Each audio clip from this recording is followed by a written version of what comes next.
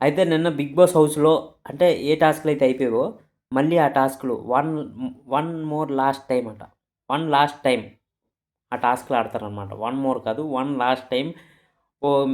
కింద అంటే అయిపోయిన టాస్క్‌లు మళ్ళీ ఆడతారనమాట. అయితే అక్కడ డీమాన్ పవన్ దూసుకొని ఎళ్ళిపోతున్నాడు లాస్ట్‌కొచ్చేసరికి. ముందెందుకు గెలలేకపోయాడు డీమాన్ పవన్? ఎందుకంటే రీతు చౌదరి ఉండేది కాబట్టి. ఇప్పుడు ఎలా గెలిచేస్తున్నాడు? ఎందుకంటే అప్పుడు ఫోకస్ మొత్తం రీతు చౌదరి గేమ్ మీద పెట్టాడు డీమాన్ పవన్. ఇప్పుడు రీతు చౌదరి ఎళ్ళిపోయింది కాబట్టి ఫోకస్ మొత్తం డీమాన్ పవన్ గేమ్ మీద పెడుతున్నాడనమాట. అప్పుడెప్పుడో రీతు చౌదరి గేమ్ మీద ఫోకస్ పెట్టకుండా అతని గేమ్ మీద ఫోకస్ పెట్టుంటే ఈ పాటికి కళ్యాణ్ కాదు కదా, తనుజ కాదు కదా, డిమాండ్ పవన్ టాప్‌లో ఉండేవాడు. ఇమాన్యుల్‌ని దాటించి కూడా టాప్‌లో ఉండేవాడనమాట. ఎందుకంటే నాకు ఇమాన్యుల్ థర్డ్ ప్లేస్‌లో ఉన్నాడు ఓటింగ్ లైన్స్‌లో. డిమాండ్ పవన్ ఫోర్త్ ప్లేస్‌లో ఉన్నాడు. అయితే నాకు తెలిసి డిమాండ్ పవన్ ఎళ్ళొచ్చు టాప్‌కి.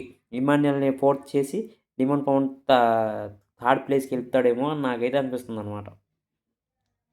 మీకెట్లా అనిపిస్తుందో కామెంట్ చేయండి.